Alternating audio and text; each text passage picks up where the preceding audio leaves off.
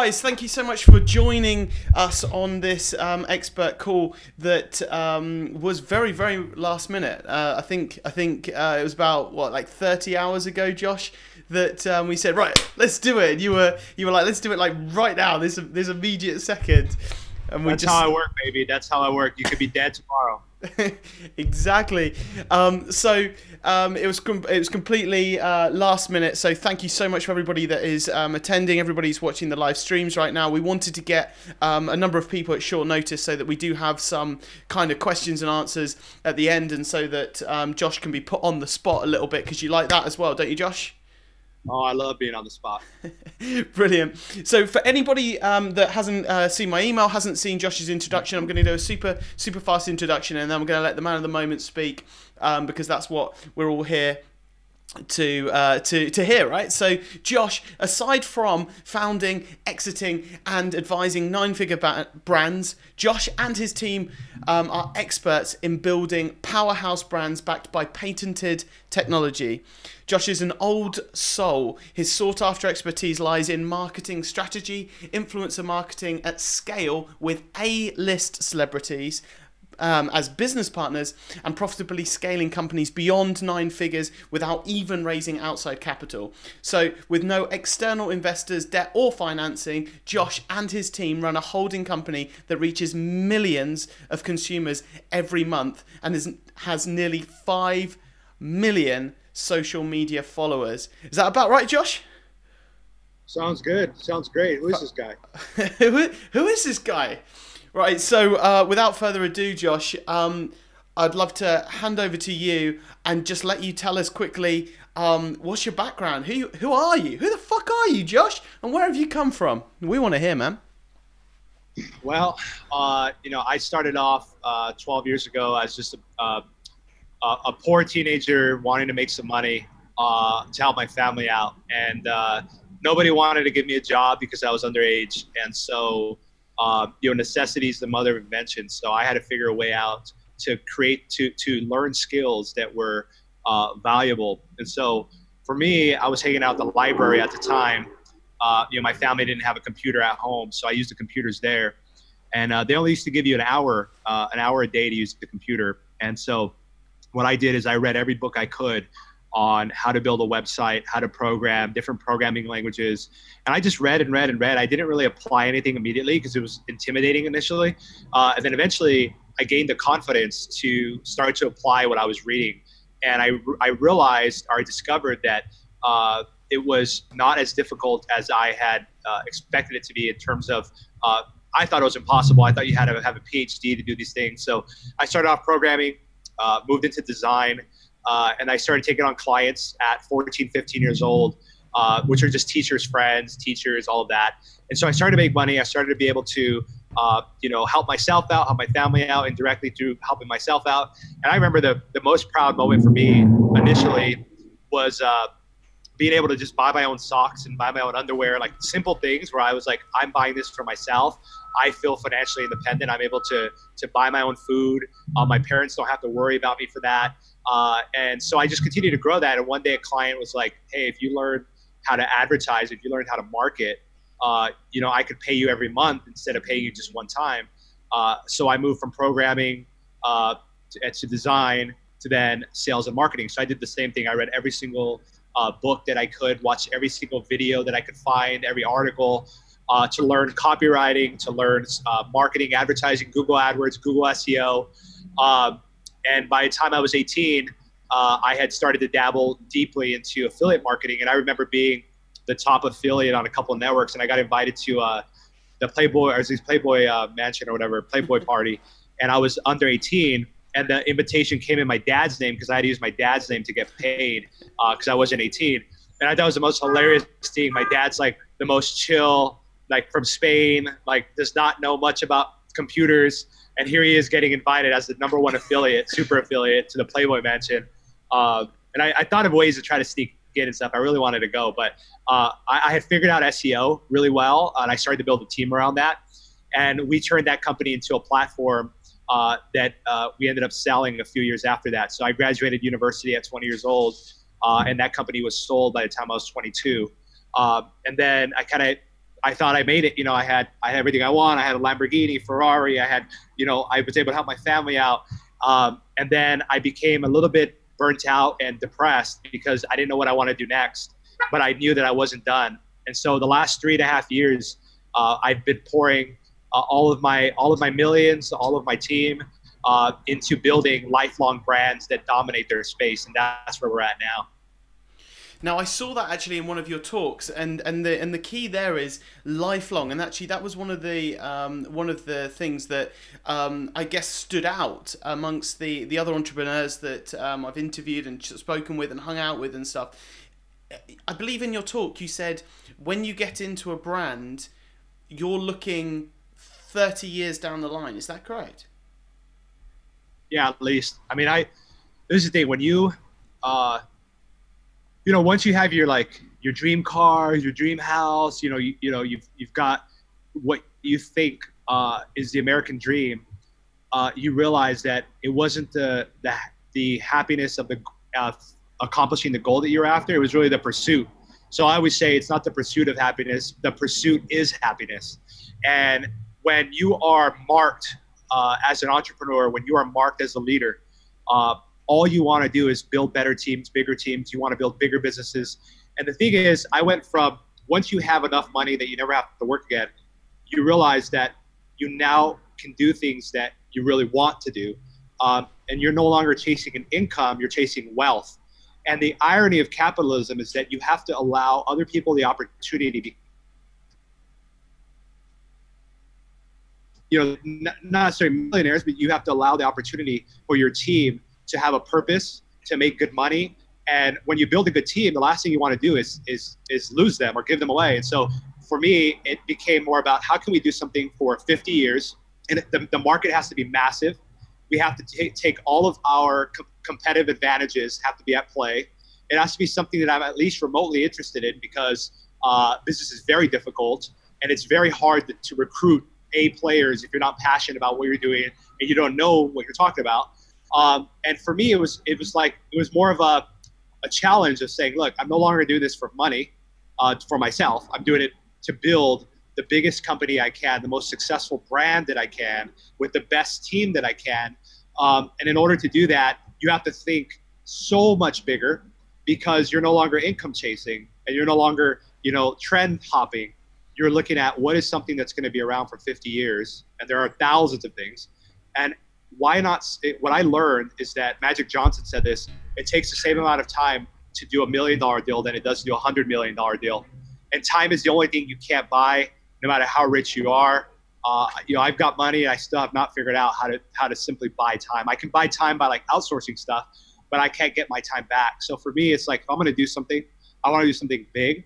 And I'm finally in a position that I can build something with staying power. And what happens is that attracts the best people in the world to want to work with you. People want to be led by fearless leaders that actually have a plan, proven success, and are making moves and are not afraid to get their hands dirty. And so for me, every day I wake up, I say, how can I be a better leader today? How can I push the boundaries further? How can I push people to think bigger? How can I unlock potential in this market and my team and my people and my partners? And how can I make my retailers rich? How can I make my team feel fulfilled and challenged, but also supported? So every day I wake up and I'm humbled by the opportunity I have to build a brand that's going to be around for 50 years. And when you start to think like that, all of a sudden you start to kind of remove some of the things that you would normally do, like, doing shady stuff or illegal stuff, or all that stuff starts to go by the wayside because you have so many eyes on you and you've spoken this large goal. And now your team is looking at you to help make it come true. So you've got this accountability that's really strong. So that's the rationale behind why I now will only do things if I can think about them 30 to 50 years from now. Otherwise, they're quick money grabs. And if it's an investment or I'm flipping something, okay, fine, I know what it is. But if I'm going to spend my heart, soul, and time into something, and I'm going to recruit people to spend their lives working on this, I want it to be something that is a legacy, something that is extraordinary, because people don't remember average. Amazing, man. And so am I to assume that you wouldn't ever run multiple things at the same time. You're winning a gold medal in one thing. You're doubling down on that one thing for 50 years. That whatever that brand is. Well, we're moving towards that direction. What happened is that I went out and created 7 or 8 different brands, and we've invested, acquired, and to figure out kind of when you have the money to do that, you have the mental capacity to do that. I work 16 hours a day. I have a really good team. I'm very productive. But even then, you put their horses in the race. You feed them really well. You give them all the same opportunity, and you see which one has the natural ability, inherent ability, the genetics to actually be a winning horse, a championship horse, time and time and time again. So I'm looking for that. And so now that we found at least 2 or 3 out of that group, I'm now building world-class teams that help me manage the day-to-day there so that I can focus on the vision, our patents, the products, developments, the technology, but ultimately selling that vision and recruiting great team members who want to change the world with me.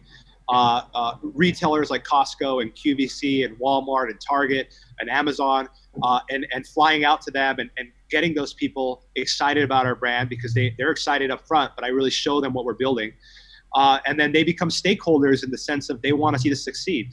They're rooting for the underdog, and people want to see, they want to see young guys succeed. They want to see people succeed in general, and they're willing to lend the resources to do that. So for me, I'm very fortunate that I have incredible teams that I'm able to do 2 or 3 things at once, and they're all 8+ figure businesses, very profitable, great teams, and we're just scratching the surface in each one. And each one's a $1 trillion market, one's a $150 billion market, and there's a $100 billion market.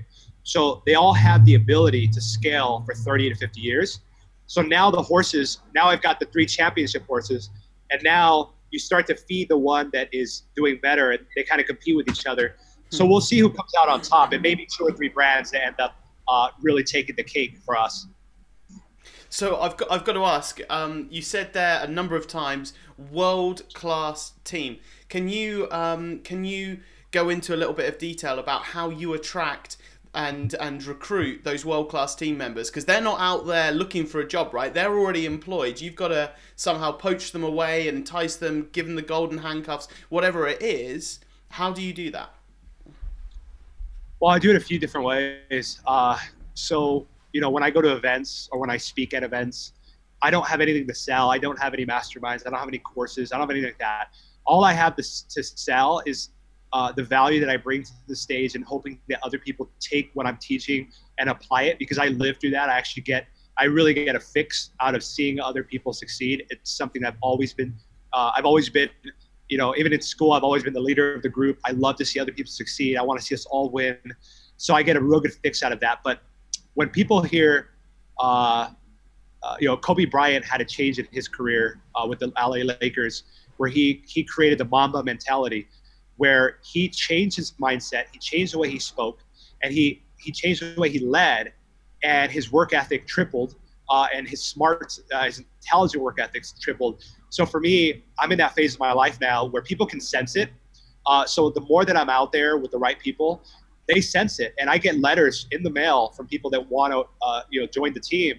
And they said, Josh, I'm an entrepreneur. I never thought that I would ever work for anybody. But after seeing your presentation, or after seeing the brands you're building, or the way that you market, I had someone call me the other day because we sponsored a huge fight, UFC fight. We were all over the place, and I got calls left and right. They're like, you guys are fucking marketing geniuses. I don't know how you do it, but I want to be a part of that. And a lot of times they're entrepreneurs that say, I feel like I would never work for somebody, but if I was going to work with somebody, it'd be for you, because I can grow 100 times faster working with you than I can on my own. And so just putting that out there into the world, and also walking the walk. So I can't just be out there and saying, we got a great brand. No, you have to put your money where your mouth is. You have to create the best products. You have to get the best celebrities. You have to get the best retailers. That starts to attract, because what happens is, just like you see a girl, just great looking, she's working out, she's smart, she's doing her thing. You're like, look, I don't know if I could date you or not, but I want to be around you. I want to hang out with you. And so you got to put that out there, and it starts to attract those A players, because A players want to work with A players, and they want to be led by someone who is going to take them to the top and who is fearless, is going to protect them, is going to give them the resources, empower them. When they get that feeling, when they're smart enough, they say, this motherfucker is going somewhere. He is relentless. He's been successful. He's doing it. They're killing it. I don't know how they're doing it, but I want to be a part of that somehow. And so when you're doing it, it attracts people. But tactically, I speak, I do podcasts, I'm networking. I always ask people, they say, Josh, how can I repay you? I said, look, if you've got, the only way you can repay me other than applying what I teach you is if you know someone who is just a rock star killer in their field, and they're looking to change the world, let me have a conversation with them. Or if you have a retailer or an affiliate or someone who is just crushing it, but is not feeling that fulfillment, or they're feeling a ceiling, I'm here to break that ceiling and push people to new heights. And that's what the best leaders do. They unlock the potential that sometimes people didn't even know they had inside of them. And that's what I'm focused on doing for the rest of my life. Amazing. So, so your main incentive there is actually you yourself, right? So you're going to help them realize that growth, that you're going to help them realize that potential personally. Yeah, it's for example, when you start to recruit really good football players, other football players want to join the team because they're like, okay, this guy I look up to is working with Josh. Something's going on there, and I want to be a part of that. And so they get to work closely with me. 1 second, I'm getting in my car. It's kind of hot out here, actually, the sun. Okay.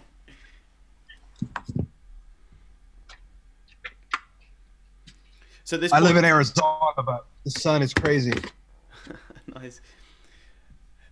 So okay, cool, man. Okay. So right, so changing pace for a second, because I know we've got a lot of questions, and I know a lot of the audience watching this are going to be in e-com. So just changing pace for a second and switching to some tactical tactical things that people can use right now.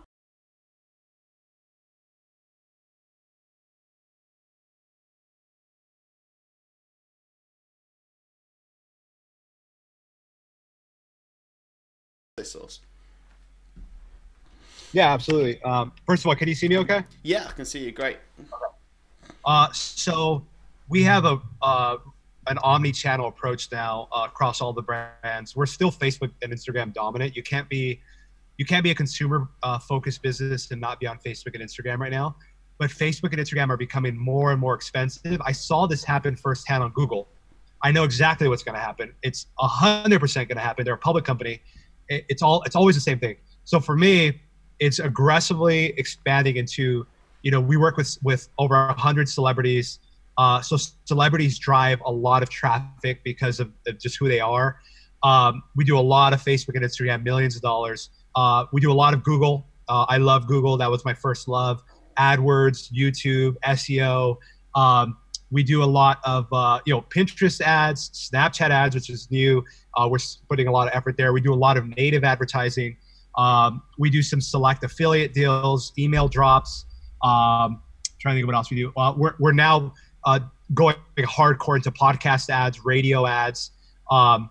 Next will be infomercials. I'm going to be on QVC and the Home Shopping Network in February. So we're going to take that, turn that into an infomercial to run nationwide. And then internationally, I'm locking down distributors to put us in retail outlets internationally. And we're picking up the best celebrities in each country and getting them excited about Snow so that they can rep it in Chinese, Japanese, South Korean, Spanish. But we started with, I saw a question come through from Brandon. We started off by giving free product.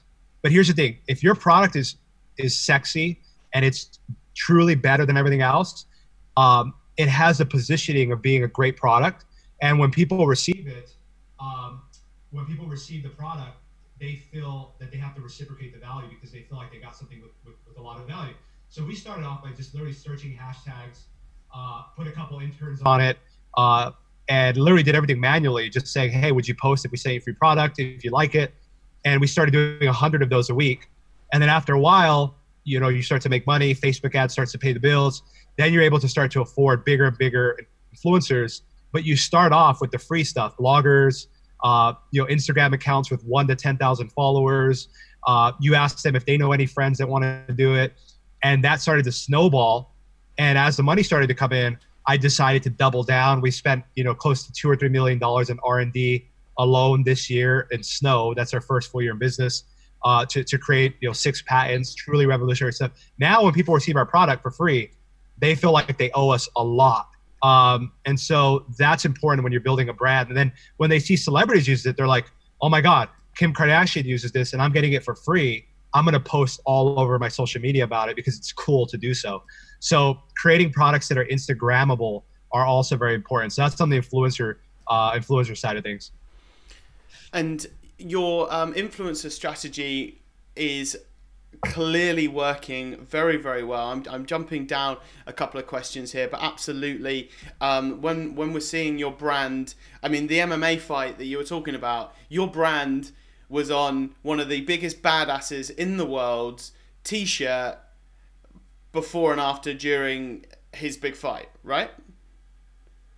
Yeah, it was also on his shorts in the back. We had him on both sides. What I did is I said, I don't want anybody else on there. I just want Snow on there. I want no one else on your shorts.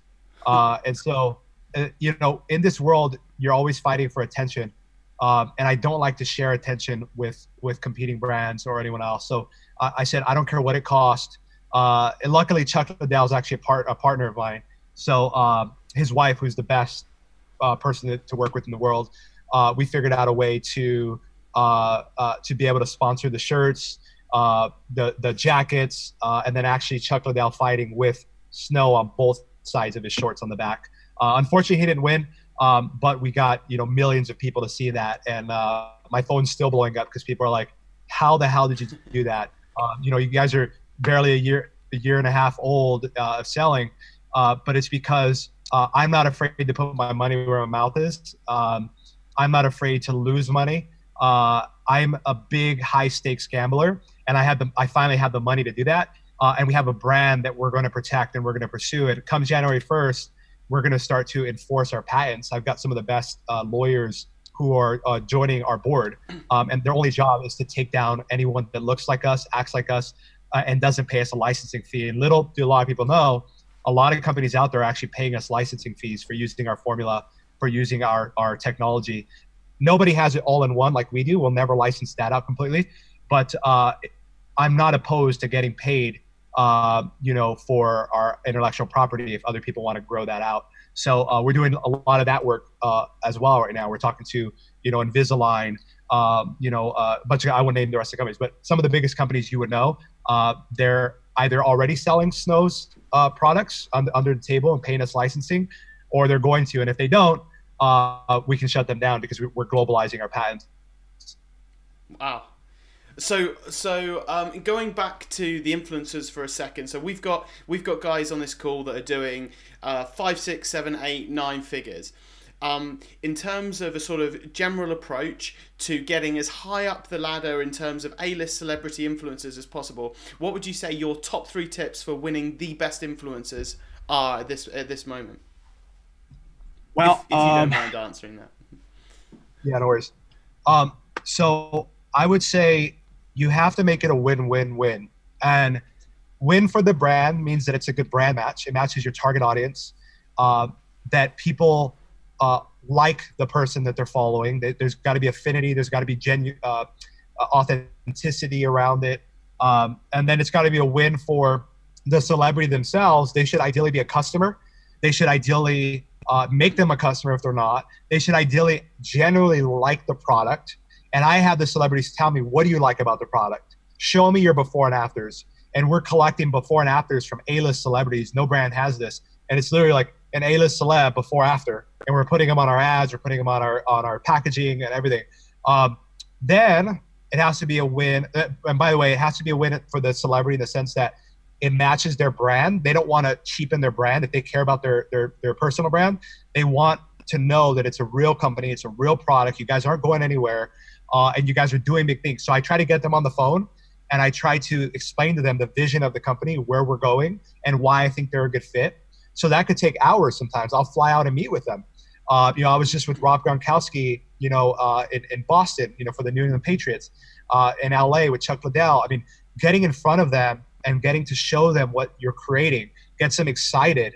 And they're willing to do deals for a fraction of the cost if they know that you're going to be around a long time. It's not going to hurt their brand. Then the third win is on the manager side of things. The manager has to make money. The manager has to get paid. So I always try to cut special deals with the manager, special deal with the celebrity, and then sell my team on why we're doing this deal and why it makes sense. And I never look to make money from working with a big influencer, ever. And if you do, you'll never work with big celebrities. Because if you look at it that directly, this is not Facebook ads. You can't see an ROI directly. It just doesn't work that way. I see the ROI in having the biggest retailers in the world now wanting to carry our product exclusively, the team members I'm able to recruit, and the more celebrities that want to work with us, because it's a snowball effect. That's where I make my money. And I make my money on Facebook ads and Instagram ads and SEO and retailers and wholesale deals, selling to dentists. That's where I make the money. And I pour it all back into creating better products, more patents, more big marketing deals, and recruiting bigger and better celebrities. Next year, we have some of the world's top celebrities lined up, including some dead ones, which are massive. Some of the biggest celebrities ever to walk the earth are going to be representing Snow, and we have customized products specifically for them. So it's not just them holding a Coca-Cola can, it's them holding a special flavor of Coca-Cola that they helped create so that they can share that passion with their audience. And that includes generally licensing fee, licensing revenue, so royalty, cash up front, cash over time, sometimes vested equity if they stay around for 4 years. So celebrities want to learn the world of business. They want to learn how to monetize their celebrity. And I figured out how to do that while making the manager rich, the celebrity rich.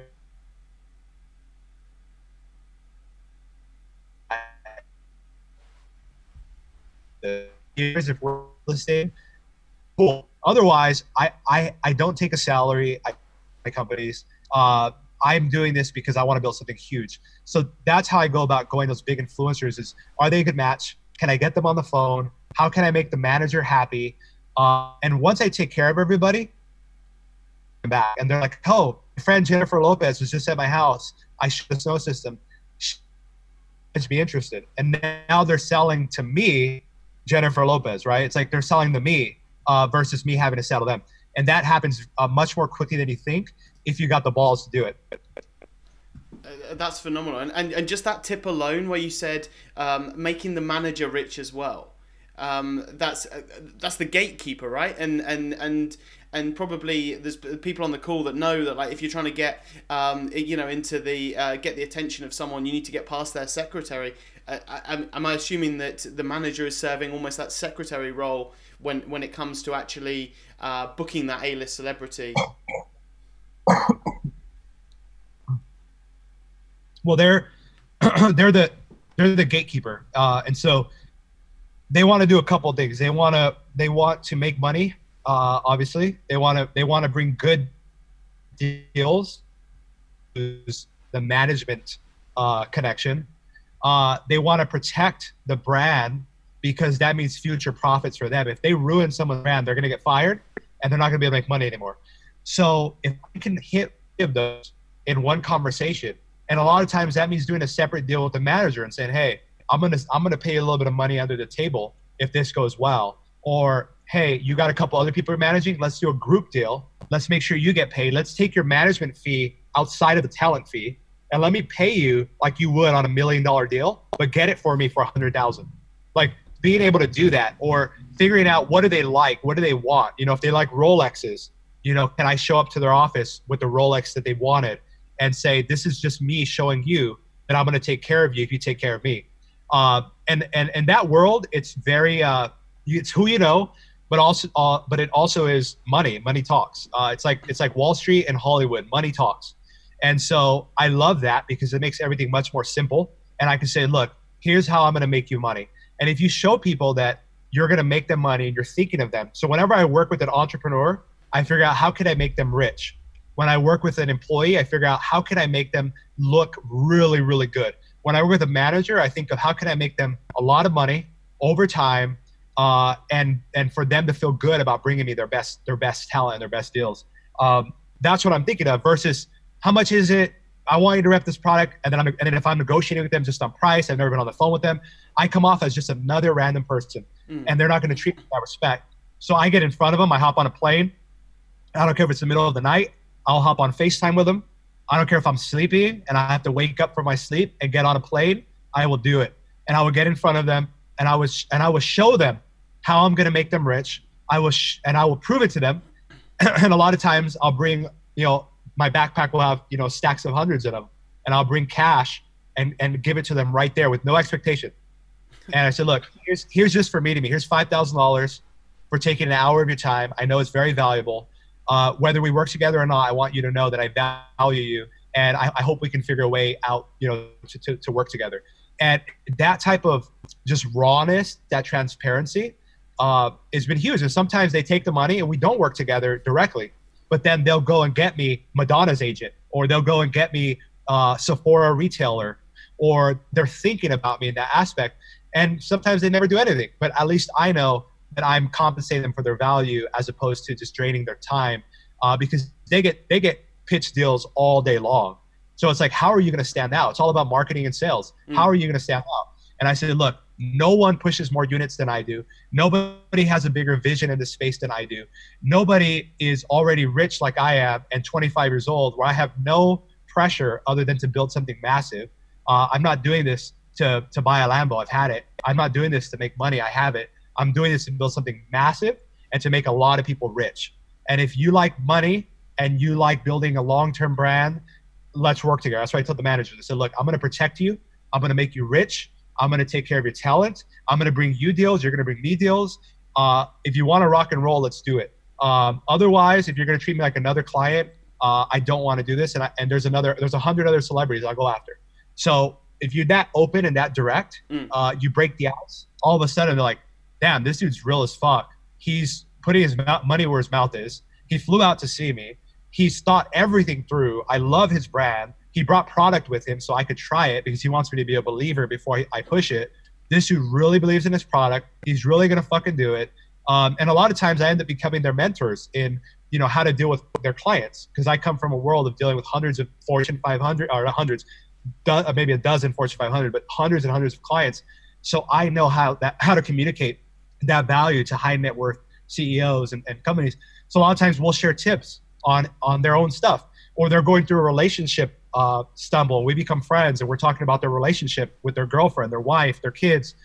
We become friends, and if you do that out of a genuine nature, and you actually are interested in people, there's always that underlying tone that we're going to make money together. But you don't put a pressure there. You don't put that expectation of like, I've helped you, you got to help me now. If you do that over and over and over and over again, a million times, and you never ask for anything, people will try to figure out how to give you value. If they're good people, they'll figure it out. And that's what I like. I don't want anyone to ever feel pressured they have to do something for me. I want them to want to do it, and I want them to be compensated. I want them to be taken care of. And I want people to know that it was them who helped me create that, or them who helped me make that connection.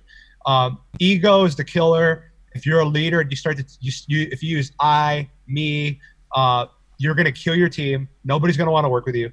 If you're cheap, right? I'm not saying, not be frugal, but if you're cheap, people don't want to work with cheap people. I always pay my invoices the moment they hit my phone. I could be driving 80 miles per hour, and I will forward it to our accounting team, or I'll pay it right then and there myself. It's in the middle of the night. I pay my invoices in minutes sometimes, because I want people to know that I respect them and I appreciate the work they're doing. But you gotta walk the walk. You can't just talk it.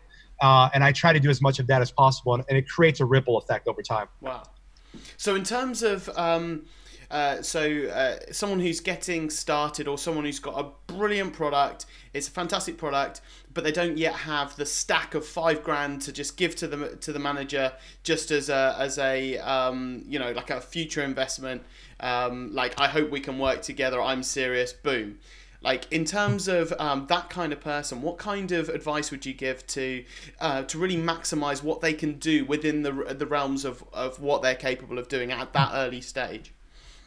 Well, look, this is what we did. Very early on, I knew that we were onto something.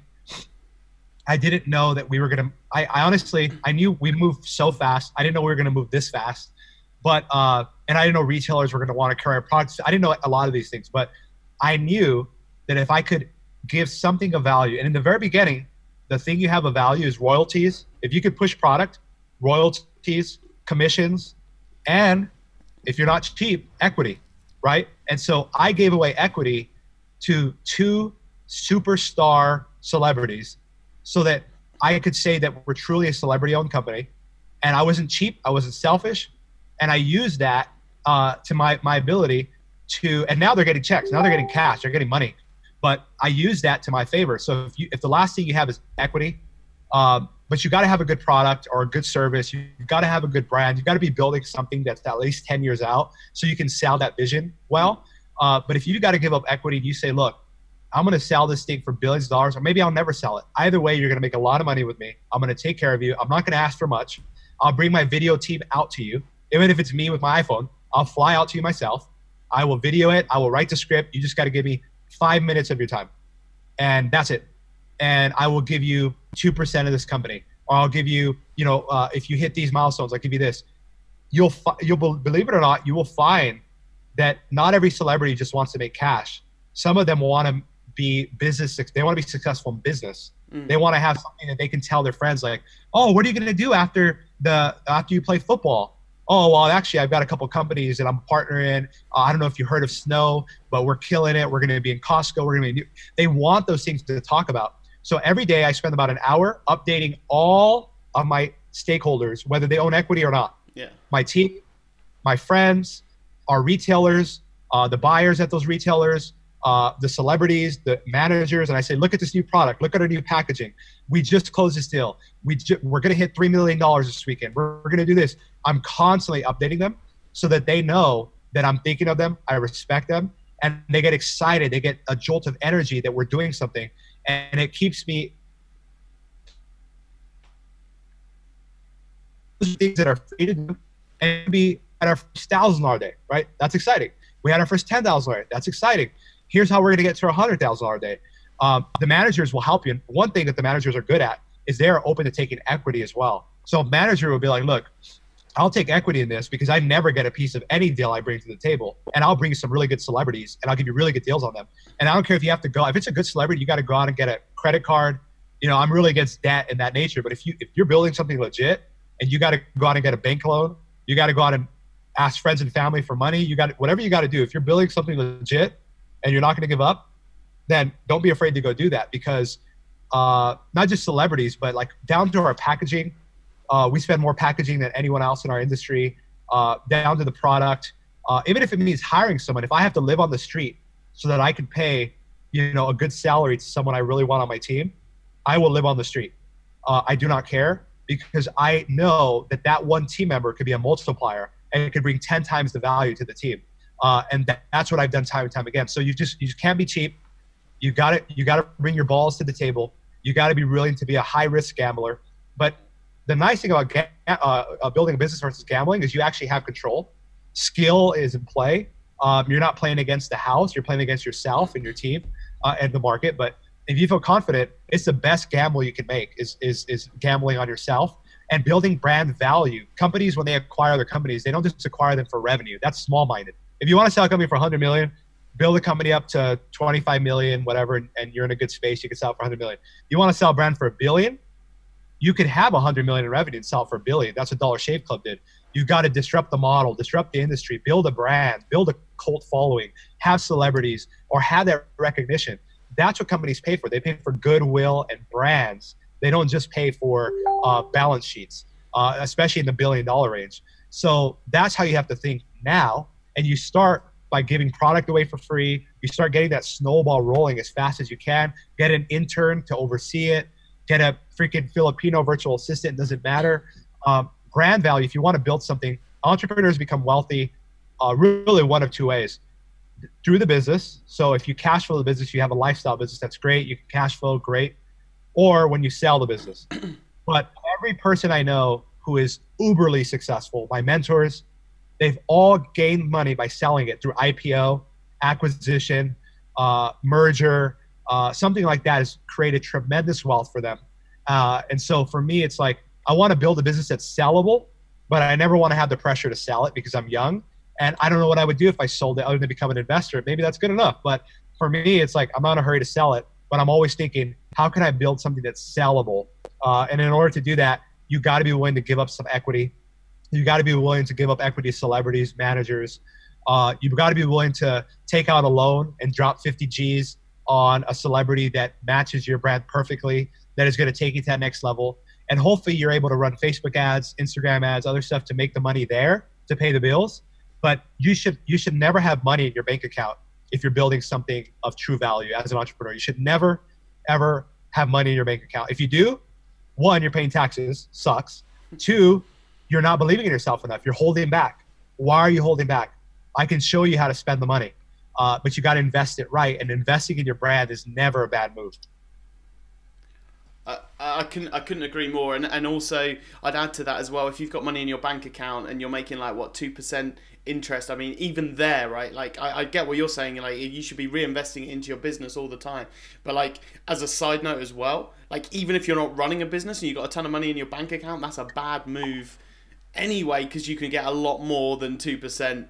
By investing somewhere. And I think personally I echo what you're saying, that actually the best investment is in your thing, right? You're going to see the biggest return from investing in your thing that you believe in and practicing what you are preaching here. We've got loads of questions coming in, Josh. Can I just at this point get a feel for how much longer you're able to stay and help us? Yeah, I've got maybe 10 minutes left, so we can go through some questions. The last thing I want to mention, because you brought up a good point, when I buy a Lamborghini or I buy a nice car or whatever it is, I'll tell you my trick. I buy it cash, right? I buy it with 1,000 miles on it, so I don't pay the depreciation. And I go back to the bank and I say, give me my money back at 3%, which is the cost of inflation. And I get that money right back and I put it right back into the business. So anytime I'm making a move, I'm always thinking, how can I put more money back into my brand, back into packaging? So if you develop that mindset, again, don't be cheap, right? Don't reuse toilet paper. But I'm saying that type of mindset is what is going to make you successful, because then you're not worrying about, because a lot of people think, oh, I'm making money now, I've got to have a nice car, I've got to have a nice place, I've got to spend all my, now you've got this lifestyle, then you start getting greedy. You don't want to hire people that cost a lot of money, because you're like, oh my God, I could do it. Or, that means that I'm going to have to sell my Lambo because I'm going to hire this great employee. Hell no, I want to keep my Lambo. I'd rather do the job. You start to think small. And so the sooner you start to think big is when your life starts to change, the way you act changes. And people feel that. A players feel that. They're like, this guy's not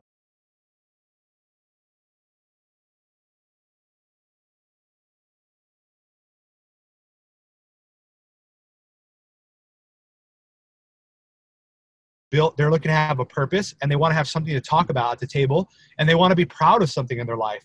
And if you give them the opportunity as an entrepreneur, they will pour their heart out for everything that you do, and they will be loyal. And that's the type of leader that I've become, because I've changed my mindset. And I'm not into this woo-woo magic shit. I'm just saying it straight up. You want to make big money. It takes the same amount of time to build $1 billion business than it does to build $100 million business than it does to build $1 million business. You got to choose when in your life, what type of life do you want? You want to have a lifestyle business? Great. And you want to make good money? Great. I'm not opposed to that at all. If you want to build a brand and you want to build something big, you've got to actually follow through with that. And that means risking everything. That means going to bat for your team, for your brand. And, if you do that, people will respect that and they'll want to be a part of it. 100%. So let's change pace for a second, change gear. We're going to go into a quick fire question round, if that's cool, just to bang out as much as we possibly can. Starting with, how do you get yourself into a state of flow? Lots of LSD and shrooms. No, I'm just kidding.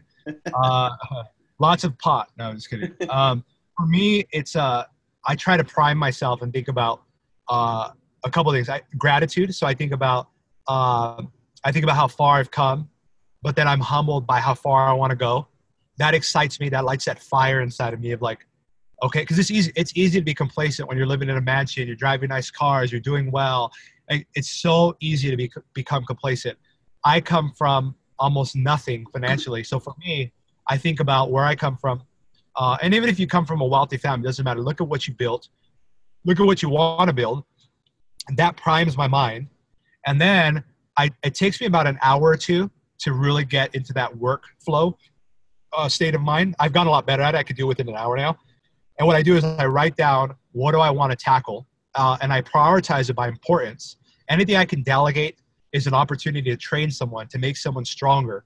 And so I put that to the delegation side. Something I've got to do. So if I've got to rewrite copy for something, if I've got to talk to a retailer, I prime my mind and say, it's go time. And I do some self-talk a little bit in my own head. And that kind of primes me.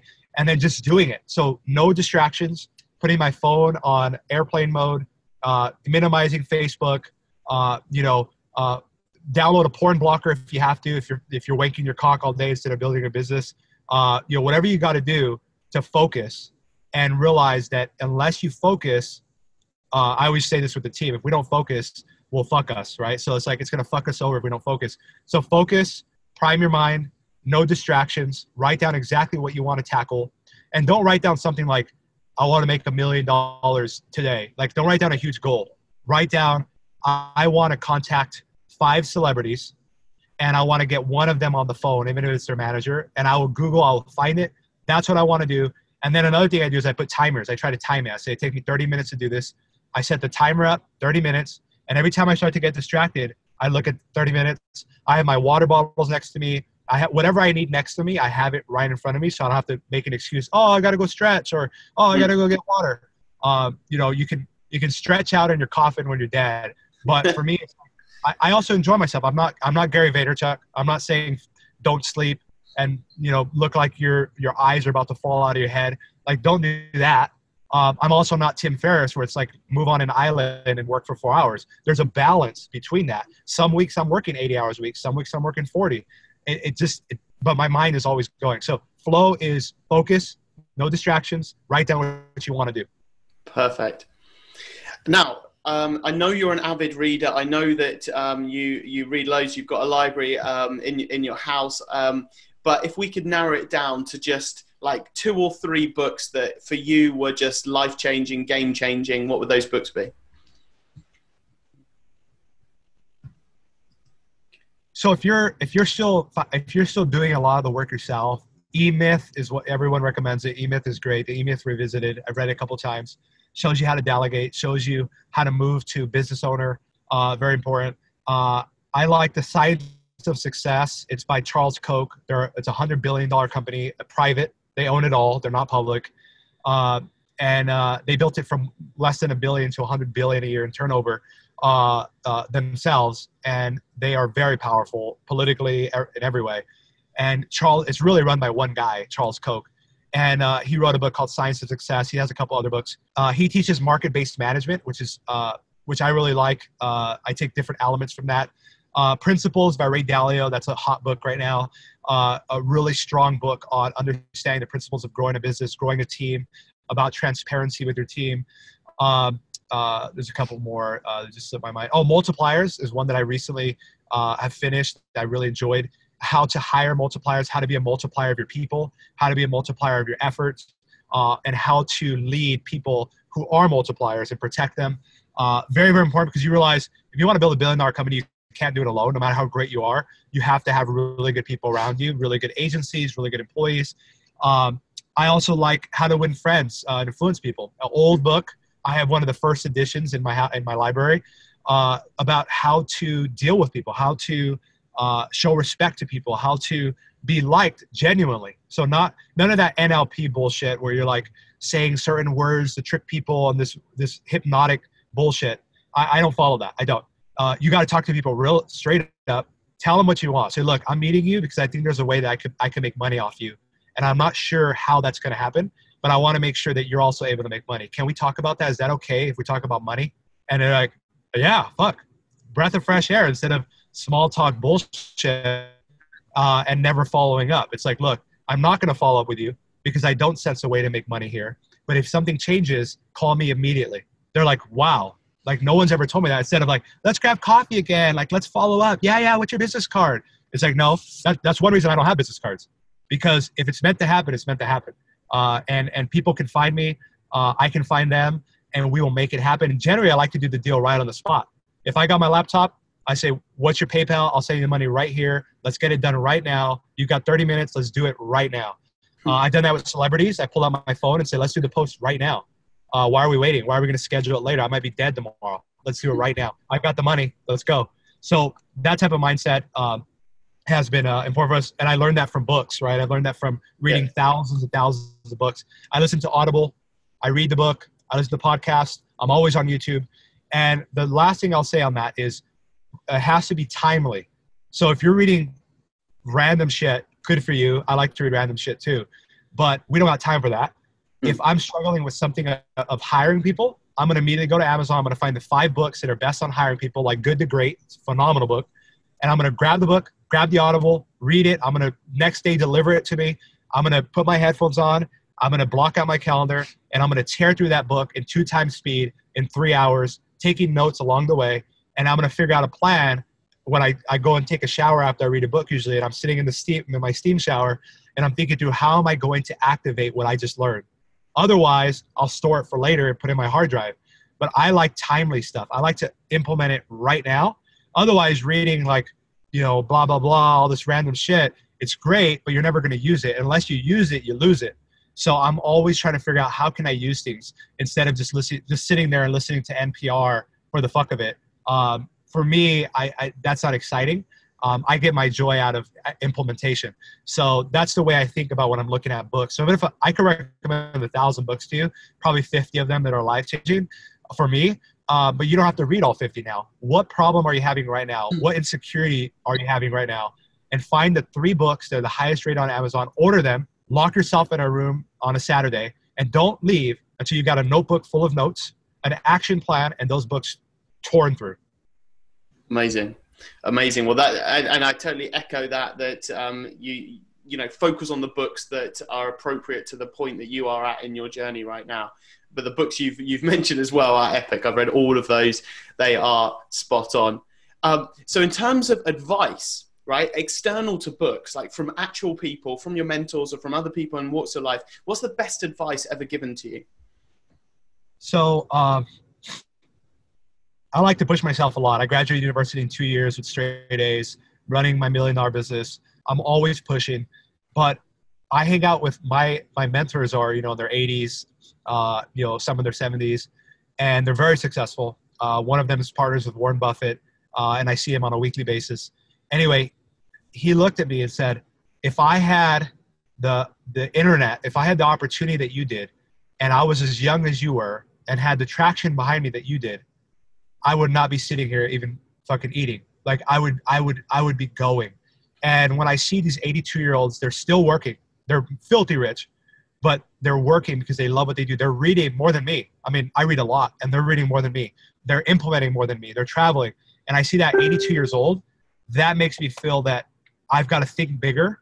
I've got to act bigger. I've got to step up my team, step up myself as a leader, and I've got to be willing to put my money where my mouth is and think longer term. So for me, the biggest advice has been think bigger, think longer term, put your money where your mouth is, and build something that truly has value.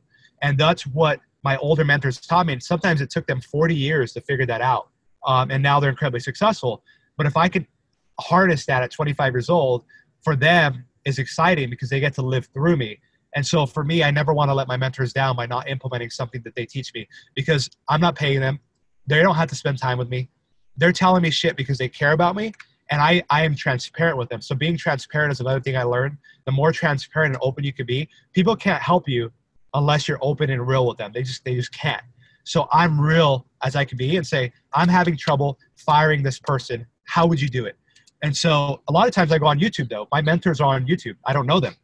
And I go on there and I search, how to fire a manager or how to hire a better accountant, or, I'm finding entrepreneurs like John Paul DeJoria, who I love, Patron Tequila, Paul Mitchell Cosmetics, Richard Branson, you name it.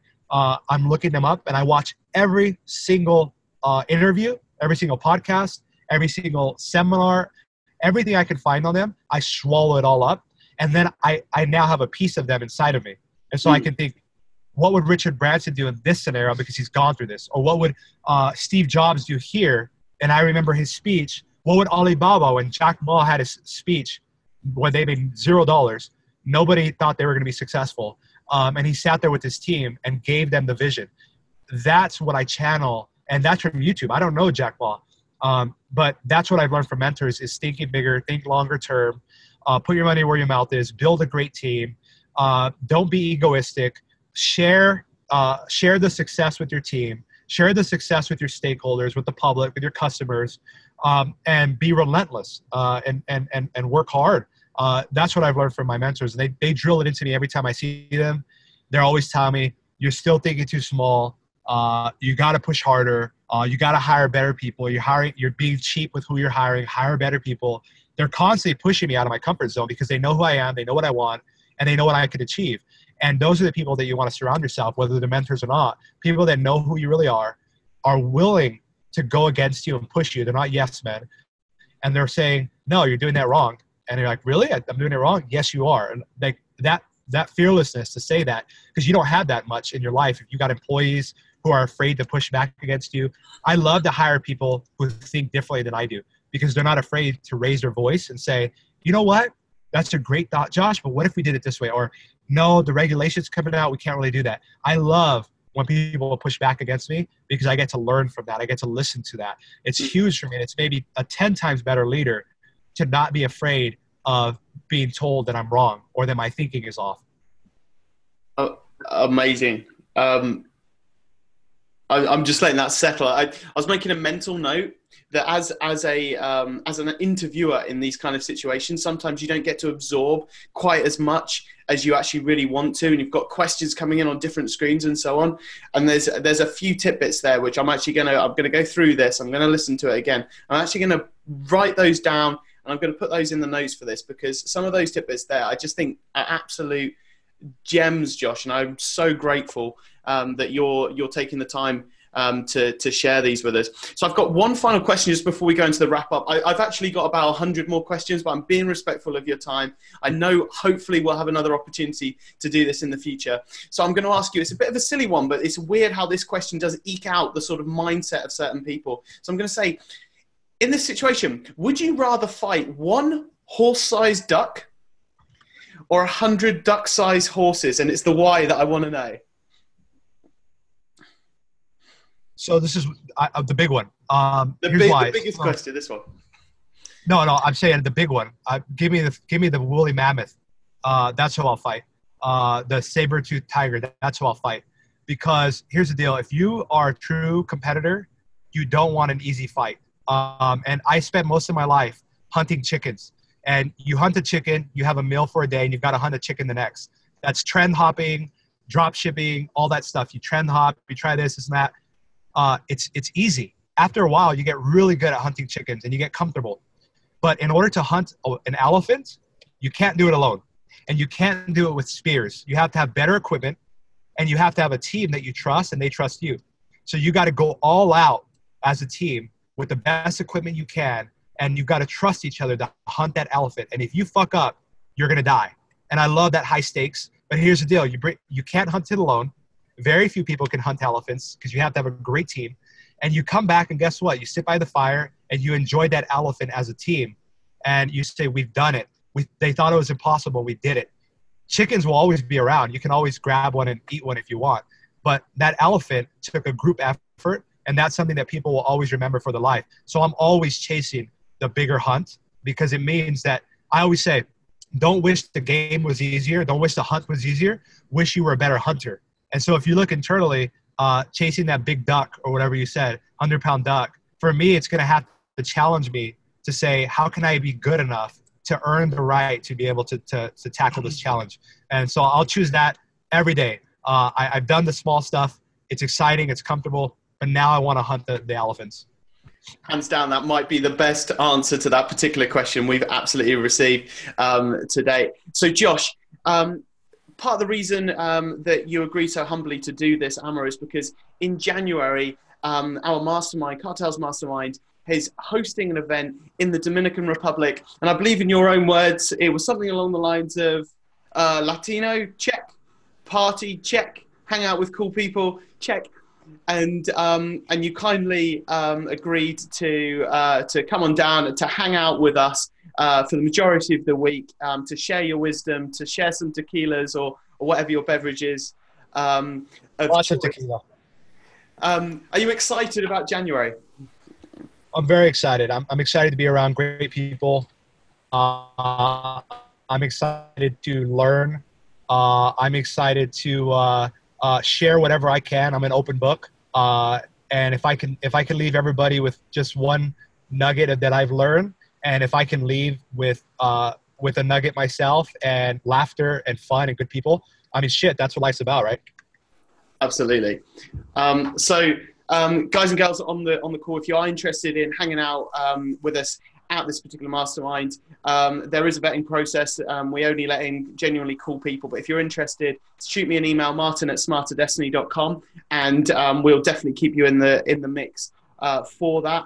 Going back to this call, Josh, I am so eternally grateful for you taking your time to enlighten and enrich the audience that is on this call. The final thing I would say, have you got, and I kind of feel like I know what your answer is going to be, but have you got any ask or request of the audience here? Is there any one thing you want to ask of the audience? Just, I do this. I share what I can because I love to see other people grow. I'm a very abundant thinker, so I want you to just take one thing from this. I don't care if it's a book. I don't care if it's whatever it is, and apply it. And even if it's just mentally, like sit in the bathtub or sit in the shower for an hour. I don't care. And just think about how can you 100x what you're doing? How can you think bigger? And if that means closing down a business, if that means selling a business that you're in that you can't be in for 30 years, sell the business. I never regret selling any one of my businesses because it allowed me. Opportunity cost is the most expensive thing in the world because it involves time. And if you're spending time building something that is not, that doesn't have longevity, that doesn't have a big vision, that can be around 30 years from now, you have to be willing to let it go. And that's the most humbling experience, the most mature experience as a business owner, is to let something go. And the best time to sell something or let something go is when it's doing really well. And that's the hardest thing for people to do. But if you feel after this conversation that you're in a business that just maybe doesn't match that, and if that's what you want, I mean, if you want to run a lifestyle business, whatever, I'm not going to judge anyone. I just want people to succeed. I want people to grow. But if this is something that connects with you, think about what you're doing right now. Think about the people you spend time with. Think about who you listen to, because if who you listen to and follow is who you'll become. So change who you listen to, change who you follow, change how you think, and most important, change how you talk and act. And whatever that means, I don't know what that means for you, but do something about it. Because like I always say, you could be dead tomorrow, but I always want to go out knowing that I was swinging and I was giving it my all. And if you're not giving it your all and you're lying to yourself, or maybe you're working a lot, but you're not really giving it your all in the business sense of building something that has huge legs, man up, woman up, and put your money where your mouth is and figure out a plan of how you're going to 100x what you're doing in your life. Because I promise you, no one ever sat back and said, oh man, I feel like I did too much in my life, or I feel like I feel like the business was too successful. I feel like I created too much opportunity for people. No one has ever said that in their deathbed, not that I know of. So unless that you're going to be the first, think about what you're doing and think bigger, think longer term. That's all I would want people to think about. You don't have to read all the books that I'm reading. You don't have to go and get celebrities. It doesn't matter what you actually do on the tactic level. It's a strategy. Tactics make people rich. Strategy makes people wealthy and respected. So focus on strategy, not on tactics, and change up your game if that's what it takes. Josh, again, thank you so much. The appreciation is rolling in on the comments, on the chat. You're a humble, extremely modest, completely unselfish, abundant human. Don't ever change. Thank you so much, and I can't wait to hang out with you in January. My pleasure. Yeah, looking forward to it. I'll see you in January. And if there's anything else that comes up, I'm more than happy to do, if we have to do one more of these or just do something similar, I'm more than happy to do this again. But other than that, I will see you guys in the Dominican Republic. Fantastic. Appreciate it, Josh. Enjoy the rest of your day. Thanks. Cheers. Bye.